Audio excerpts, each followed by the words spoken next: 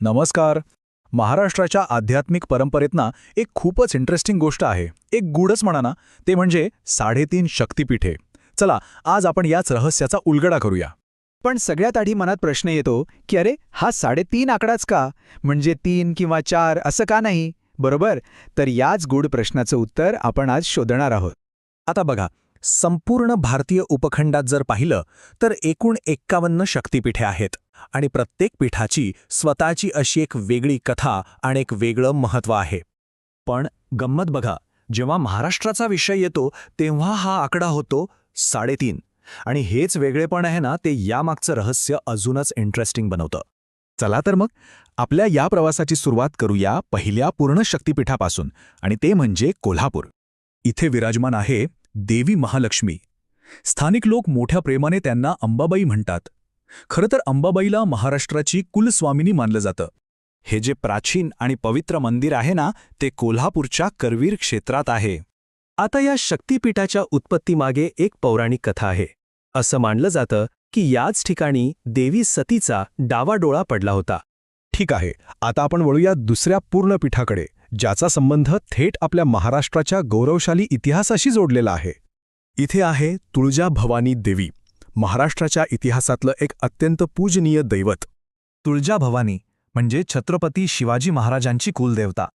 आणि असंही मानलं जातं की देवीने स्वतः महाराजांना ती प्रसिद्ध भवानी तलवार भेट दिली होती. आणि या स्थानाबद्दलची आख्यायिका काय सांगते? तर इथे म्हणे देवी सतीचा उजवा हात पडला होता.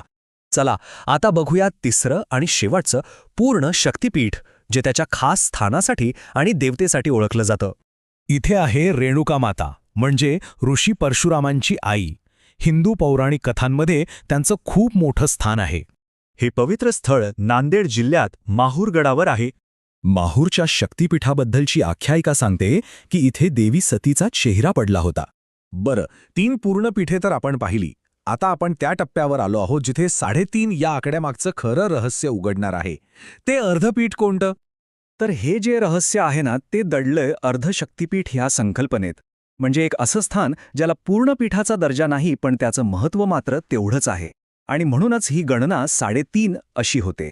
आणि हे अर्धशक्तिपीठ म्हणजे वणीच्या सप्तशृंगी देवीचं स्थान. हे जे अद्वितीय अर्धपीठ आहे ते नाशिक जिल्ह्यात वणी इथे आहे. सप्तशृंगी देवीच्या मूर्तीचं एक खास वैशिष्ट्य आहे, ते म्हणजे देवीच्या मूर्तीला तब्बल 18 हात आहेत. यातून तिचं भव्य आणि अद्वितीय रूप आपल्यासमोर येतं. चला तर मग आत्तापर्यंत आपण जी माहिती पाहिली ती एकदा पटकन डोळ्याखालून घालूया, म्हणजे सगळं लक्षात राहील. तर कोल्हापूरची महालक्ष्मी हे झालं एक पूर्ण पीठ, तुळजापूरची तुळजाभवानी दुसरं पूर्ण पीठ, माहूरची रेणुका माता तिसरं पूर्णपीठ आणि वणीची सप्तशृंगी देवी हे झालं अर्धपीठ. अशी मिळून होतात ही महाराष्ट्राची 3.5 शक्तिपीठे. म्हणजे ही फक्त मंदिरं नाहीत, तर ही लाखो भाविकांच्या श्रद्धेची, शक्तीची आणि भक्तीची जिवंत केंद्र आहेत. आणि याच केंद्रांमुळे महाराष्ट्राची आध्यात्मिक परंपरा आजही इतकी समृद्ध आहे. एक विचार करण्यासारखी गोष्ट आहे, यापैकी कोणत्या शक्तिपीठाला भेट देण्याचा योग आला आहे आणि तिथला अनुभव कसा होता, यावर नक्कीच विचार करता येईल.